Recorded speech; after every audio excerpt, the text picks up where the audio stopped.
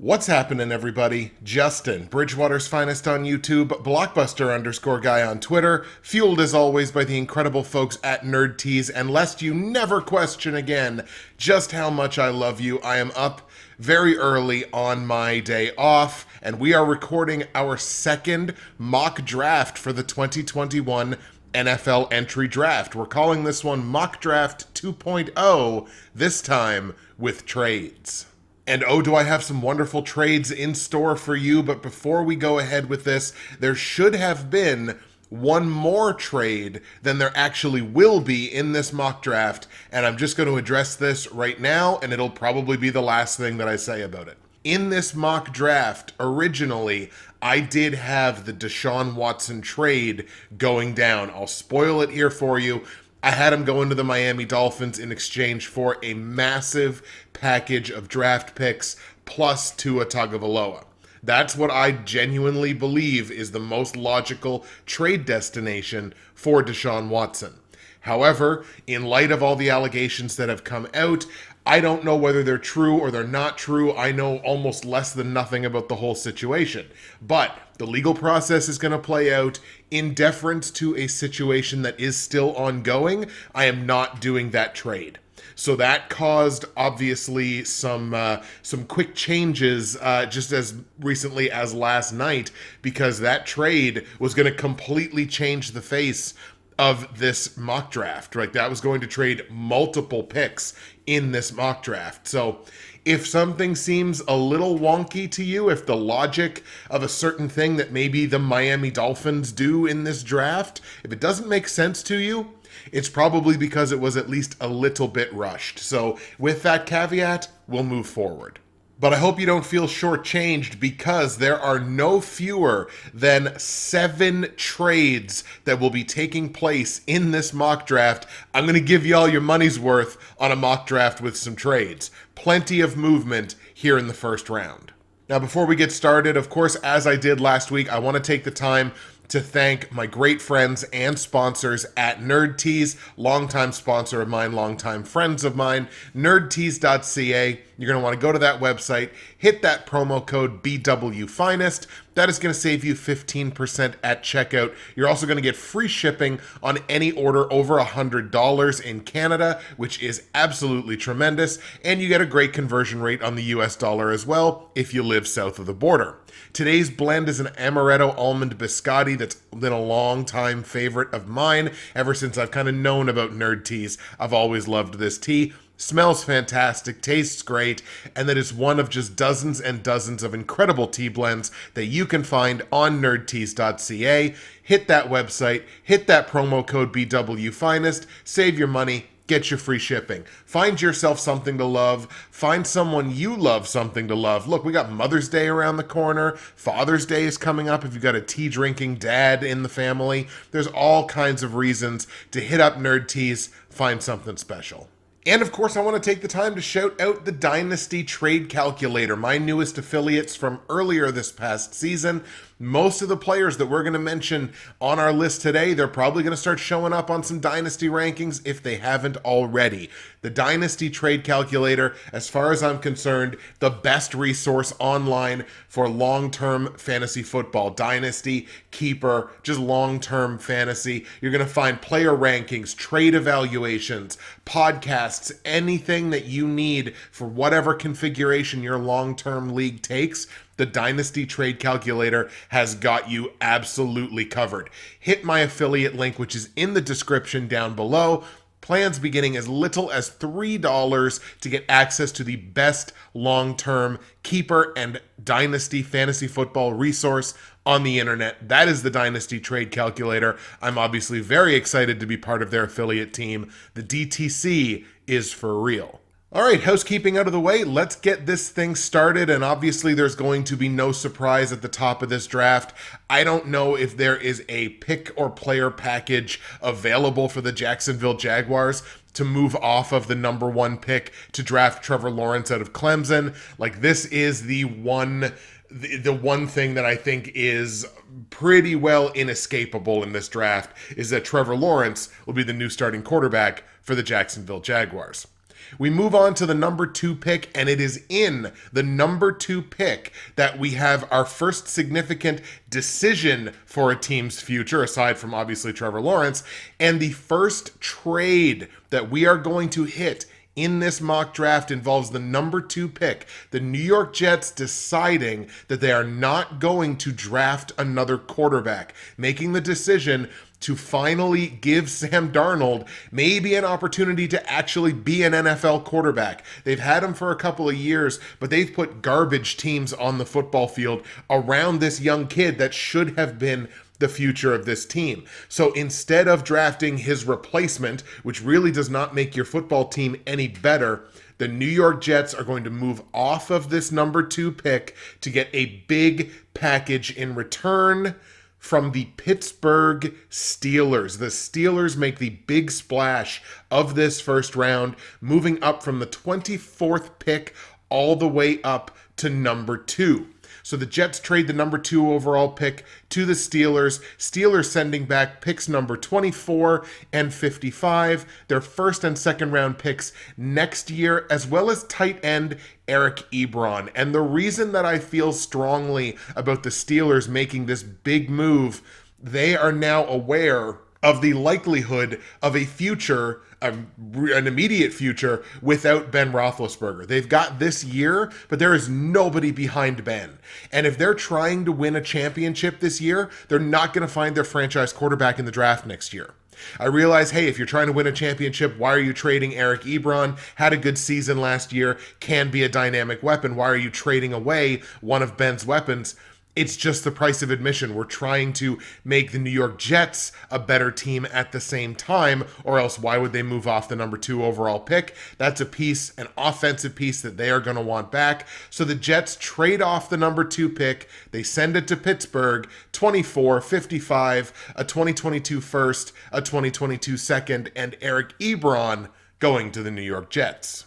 And at number 2 overall, the Pittsburgh Steelers are going to draft Zach Wilson out of BYU as their quarterback of the future. Again, you're going to get this year out of Ben Roethlisberger. You're probably not going to get next year out of him. If I really had to make a guess, I think this is probably Ben Roethlisberger's last crack at things. They're going to try to win a championship, but he's not the future. Zach Wilson becomes the future in Pittsburgh. The number 3 overall pick belonging to the Miami Dolphins. Again, this was a pick that I was going to trade as part of the Deshaun Watson trade. Since that's not going to happen, I'm still going to move the number 3 overall pick. The Miami Dolphins are going to trade down from number 3 overall. Yes, they would have an opportunity to draft, say, a Jamar Chase here. And yes, they've got plenty of draft equity behind them. I'm still going to have the Dolphins move off the number 3 overall pick to a desperate team behind them.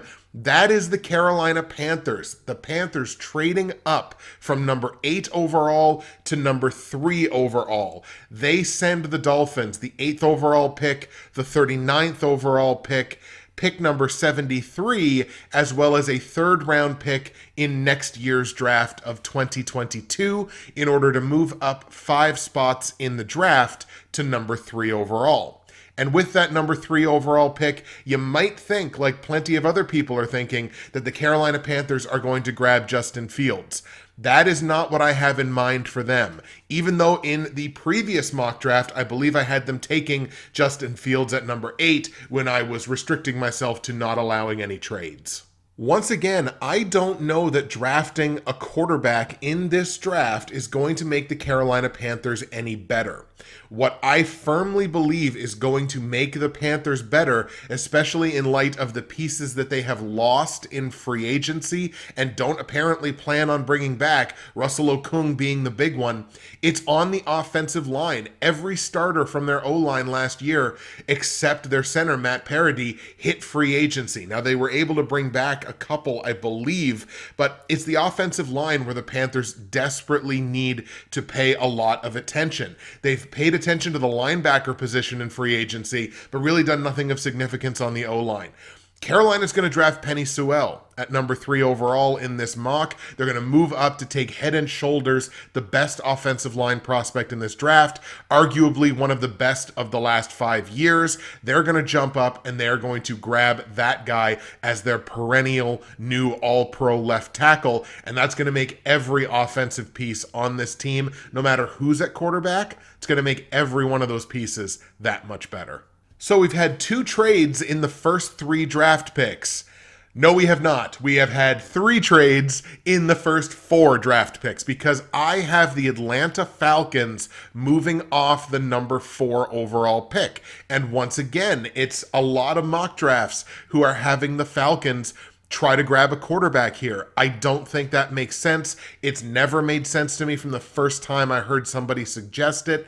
I've got the Atlanta Falcons moving down, adding some draft capital. They are trading down with the San Francisco 49ers. The Niners are going to ship the number 12 overall pick number 43 overall, as well as a second rounder next year to move up from number 12 to number 4 overall. The Niners are on the clock, and this is the move. This is the move to motivate Jimmy Garoppolo. He's going to sink or swim in San Francisco because the Niners are trading up to draft Justin Fields. The Niners make the move. They draft Justin Fields for competition behind Jimmy Garoppolo. And look, I've said it for a long time. I'm not overly convinced by this Jimmy Garoppolo experiment. And the Niners just paid Trent Williams nearly $140 million to be their starting left tackle for the next 6 years. So he's either going to swim behind an improved O-line or he's going to sink. And if he's going to sink, Justin Fields is going to be right there. Who knows? He may take over the starting job before the end of the 2021 season. Pick number 5 belongs to the Cincinnati Bengals. Now, so far in free agency, the Bengals have basically attacked multiple areas where they needed some help. They brought in Mike Hilton on a long-term deal. They brought in Samaj Pirine as depth in the backfield. They also signed tackle Riley Reif. It's only a 1-year deal, but that's an immediate upgrade on the offensive line. A lot of people have the Bengals going O-line here. I didn't do that in the first mock from this position. Cincinnati's not trading this pick, but I do have them switching up who they're going to attack because in my previous mock, Jamar Chase was off the board. He went 3rd overall. He's still on this board. I think he's too good of a wide receiver prospect for the Cincinnati Bengals to pass up. And when you look at now their receiving core, yes, they lost AJ Green. They lost John Ross III, but they're going to have obviously Tyler Boyd. They're going to have T. Higgins, and now to bring in a weapon like Jamar Chase, bringing all the weapons in the world to Joe Burrow, trying to give him as much chance of succeeding as they can behind what is hopefully an improved O-line by bringing in Riley Reif. So Jamar Chase this time is going to go number 5 to Cincinnati. As you can tell, I'm taking less time actually talking about the players that I already talked about in the previous mock draft. You can watch Mock Draft 1.0 if you'd like to hear me talk a little bit more about the specific players, why I like these specific players, etc. The Philadelphia Eagles are up next at number 6. So in Mock Draft 1.0, I had them go wide receiver with this pick. I think they certainly would have taken Jamar Chase if he was still on the board. However, in Mock Draft 1.0, Kyle Pitts was not on the board for Philadelphia either. I think Philly is going offensive weapon here one way or the other. Kyle Pitts, I think, is an excellent fit here with the Eagles giving another weapon to, obviously, their young quarterback. They've spent virtually no money at all in free agency. This is the biggest area of concern for the Eagles, so we're going to have them grab Kyle Pitts at number 6.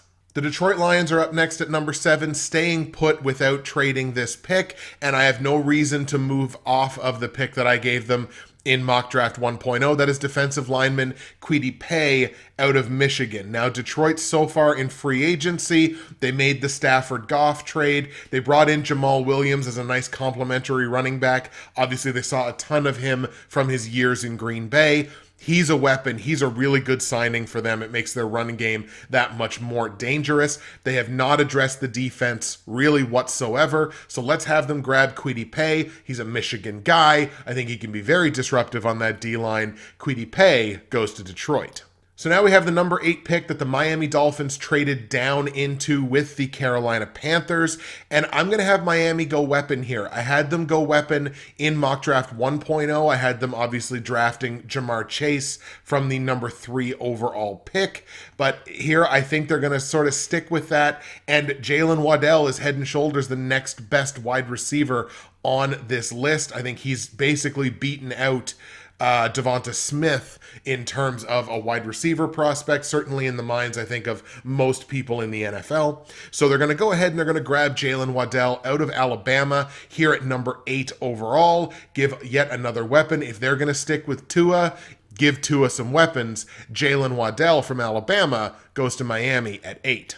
Denver stays put here at number 9, and I'm going to have them grab linebacker Micah Parsons from Penn State. Denver has attacked the defense in free agency, grabbing Ronald Darby on a 3-year deal, paying him $30 million. I think they also brought in Kyle Fuller, who was a surprise cut from the Bears. So they're attacking the defense, trying to make that defense better, and I think they just keep going with that. Again, their run defense, not good last year, so let's grab Micah Parsons. He can be a run stuffer in the front 7.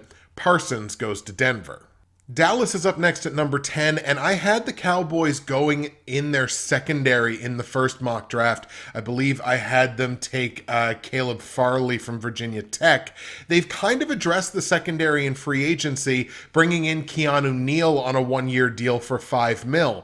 They've also attacked the defensive line, signing Brent Urban, and the offensive line. They brought in Ty Nsekhe, who I think is an underrated O-lineman, only paying him like $1.75 million or something. I think he could start on this offensive line for the Cowboys next year. A ton of people going offensive line for Dallas. Even though they brought in Brent Urban, he's only been kind of a here and there starter for them. I don't think it precludes them from going defensive line here. Again, you draft on the defensive line, you're going to improve the entire defense. So I'm going to have them go D-line, and I'm going to have them grab Jalen Phillips out of Miami of Florida. I think that makes that whole defense better. I think Dallas can be predicated on pressure to get the ball back. Obviously, they brought back Dak Prescott. I think their offense is going to be good this year, but let's make that defense a little more dangerous. We're going to grab Jalen Phillips from Miami. Number 11 is the New York Giants, and this is one of the most seismic changes, I guess, from mock draft 1.0. I had the Giants grabbing Jalen Waddell at the wide receiver position because wide receiver is their biggest area of need. However, they just broke off Kenny Golladay to the tune of 4 years, $72 million to be their new number 1 now and in the immediate future. They've already got a really solid number 2 in Darius Slayton. I think Sterling Shepard is still on that team. So there are a lot of weapons now all of a sudden by bringing in a guy like Kenny Golladay, and Galladay's going to get so much attention from the secondary. It's going to make those other guys, Slayton and Shepard, it's going to make them better. So I'm moving off of wide receiver here for the Giants, obviously also in small part because Jalen Waddell is off the board.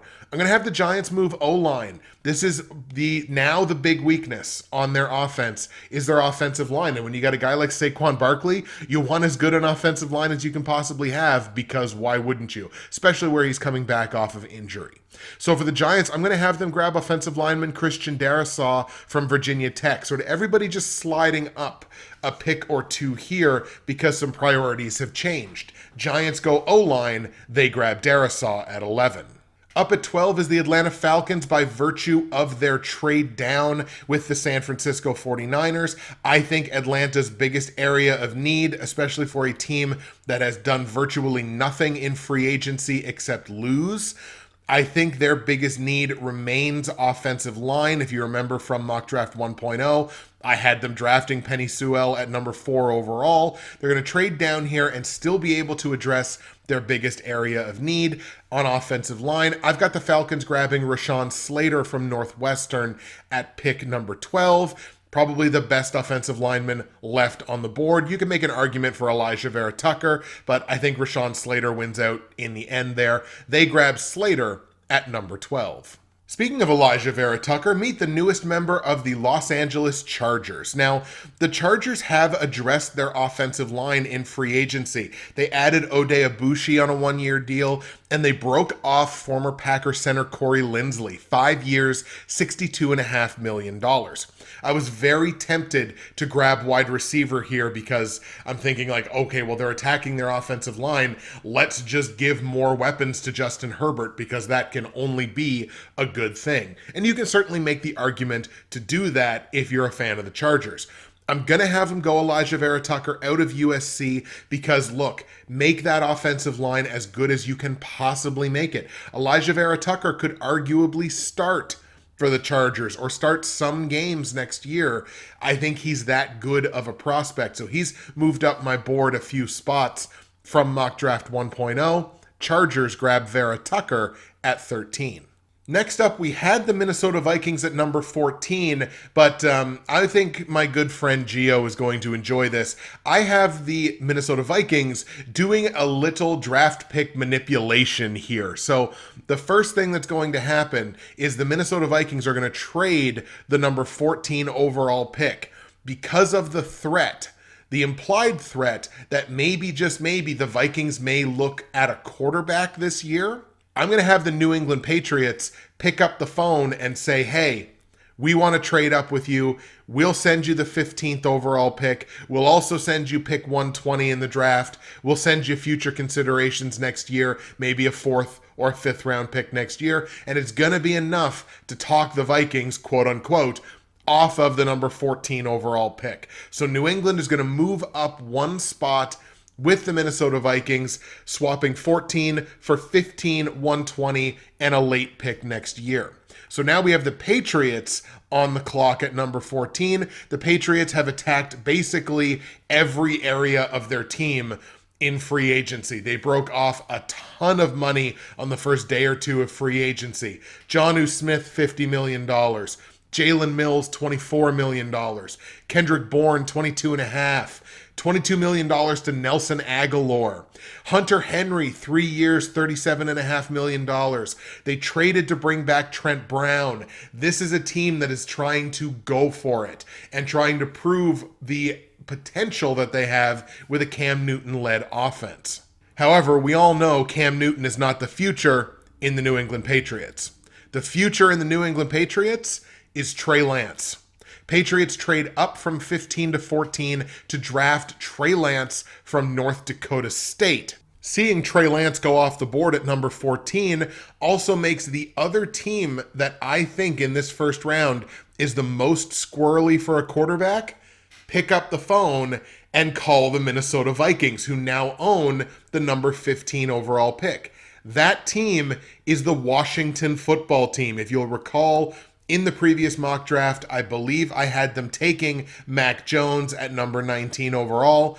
This time, they're not going to be able to do that. The pressure is going to be there. Washington picks up the phone. They call Minnesota, and they trade for the number 15 overall pick. So in trading down from 14 to Washington's number 19 overall pick, the Vikings are able to bring in pick number 74, pick number 120, future pick considerations.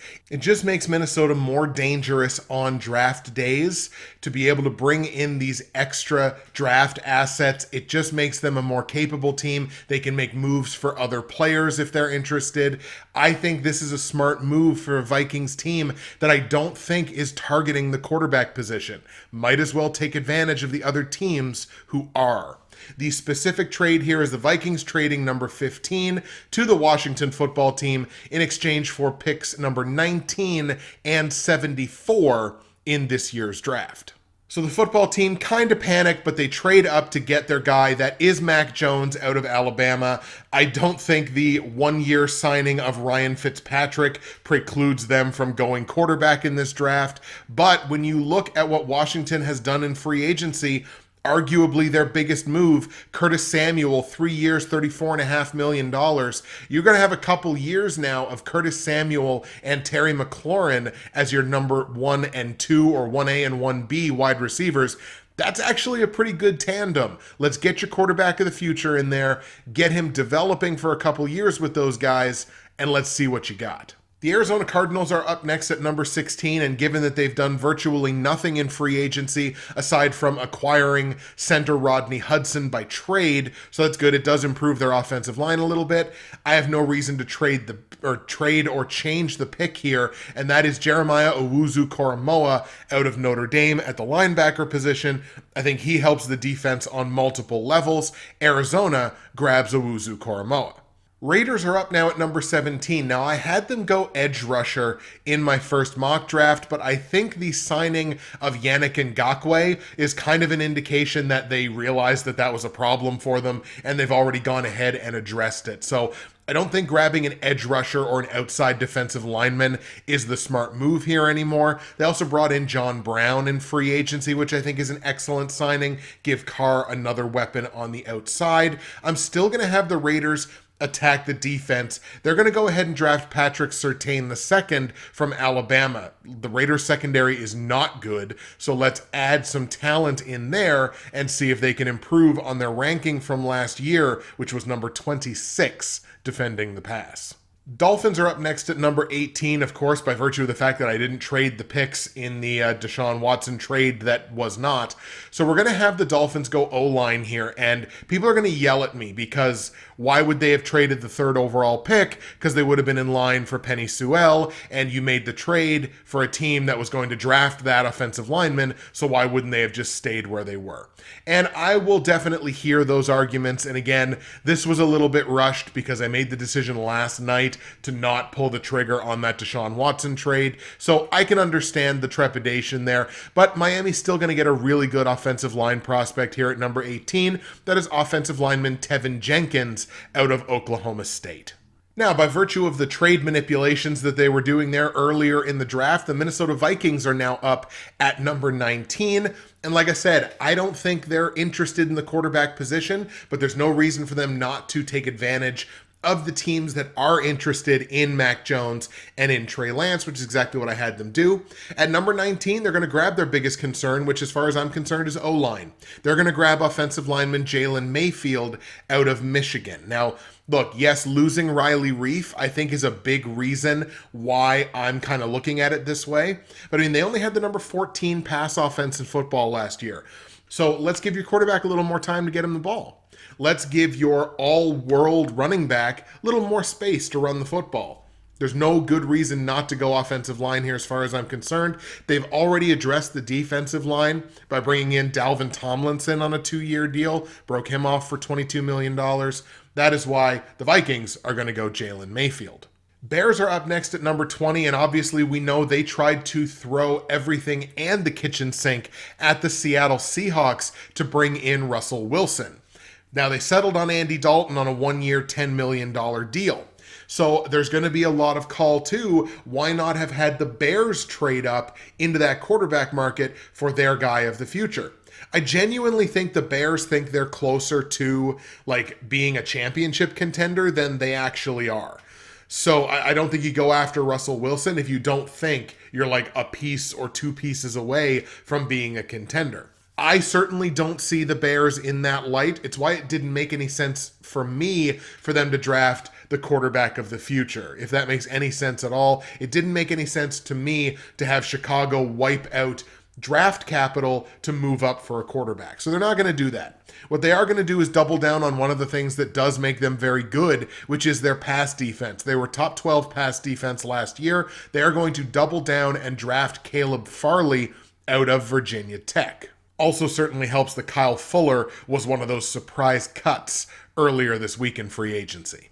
The number 21 overall pick belongs to the Indianapolis Colts, but not for long. The Indianapolis Colts are going to trade down here. They can still get the kind of player that they are focused on, that I genuinely believe they are firmly focused on. They can still attack that position later in the draft. They're going to take advantage of a team that wants to trade up because there's been a particular wide receiver who has been sliding down this draft board. You may realize I have not called Devonta Smith's name yet. The Indianapolis Colts, they're going to get a phone call from the Green Bay Packers front office.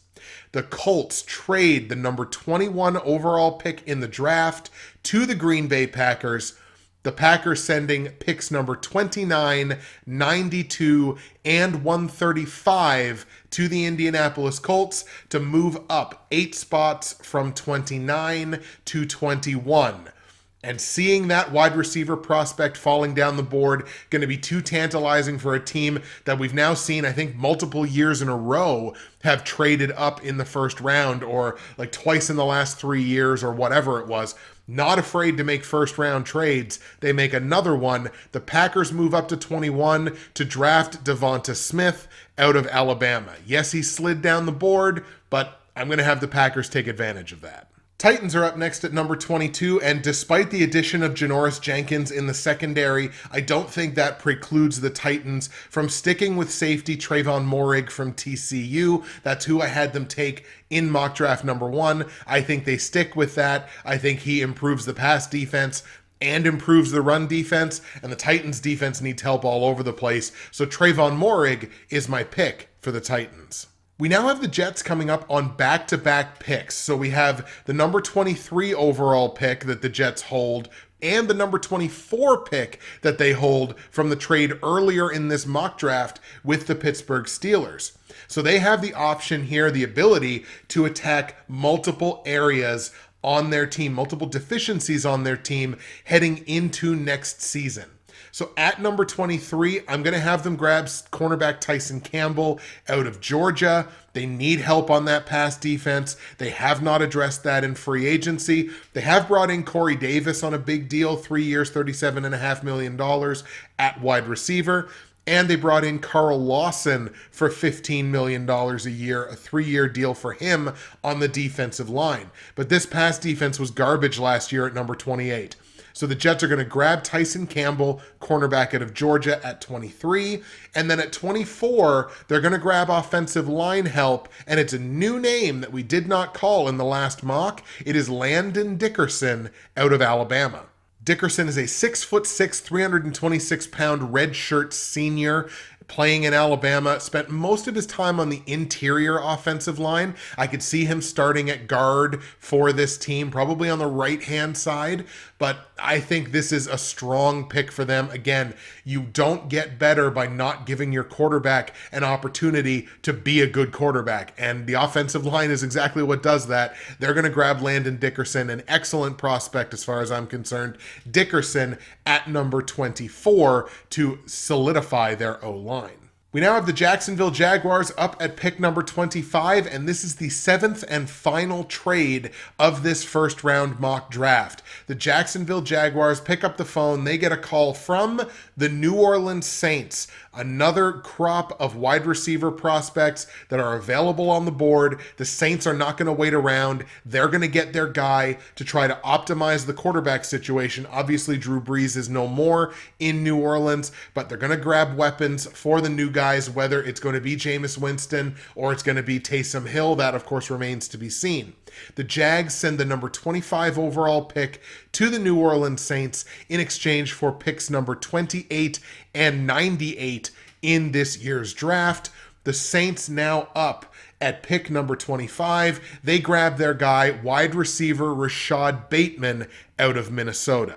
I'll certainly hear arguments for Kadarius Toney in this spot as well, but I think the Saints are going to be more appealed by Rashad Bateman than they would be by Toney, just based on their size and their skill set. So I think they go Bateman. Cleveland Browns are up now at number 26, and the Browns are a team that, to their credit, have attacked their defense and attacked it vigorously in free agency, bringing in strong safety John Johnson, a 3-year deal, nearly $34 million, Tack McKinley on a 1-year deal on the defensive line, and Troy Hill also in the secondary, 2 years, $9 million. Those are all strong signings for a Browns team that was only number 22 defending the pass last year, and that really led to their defense kind of being mediocre all year. So the secondary is definitely their biggest area of concern. I really thought for quite a while about going wide receiver here for Cleveland, and it's part of why I felt that if the Saints were going to trade up, they had to trade up ahead of Cleveland in order to grab the wide receiver that they want. But I'm actually going to settle on the Browns going with an edge rusher. And it's only because, yes, they signed Tack McKinley. He's a little injury prone and they only signed him for 1 year. So I don't think that precludes them from grabbing an incredibly talented edge rusher here at number 26. That is Gregory Rousseau out of Miami of Florida. To quote the venerable Gio, he's not going to be around for the Packers at number 29. And I agree, he's going to go number 26 to Cleveland. And I traded the Packers pick anyway. Baltimore Ravens up next at number 27. They have done virtually nothing in free agency aside from, I think, bringing back 1 or 2 of their own players. And I don't consider that free agency. Maybe it's weird stuff in my head. Even if they were a free agent, if they just come back to the team that they played on last year, I look at that differently. It's basically re-signing your own player. I don't feel the need to change their pick in this one. I think Kadarius Toney, wide receiver out of Florida, definitely fits the mold of what the Ravens are trying to do on the offensive side of the ball. So we're going to grab Kadarius Toney at 27 for Baltimore. The Jags are now up at 28 by virtue of that trade with the New Orleans Saints. They can trade down here comfortably and still attack the one part of their defense that they haven't really looked at all in free agency. They've focused heavily on the defensive line, which is a smart move for them. They've brought in Roy Robertson Harris on a 3-year deal, just a little over $24 million. They brought in Tyson Alualu on a 2-year deal. They traded for Malcolm Brown, who's a defensive tackle. They're rebuilding their entire defensive line, which is smart for them. They've also brought in Marvin Jones, who's a good weapon at wide receiver, formerly of the Detroit Lions.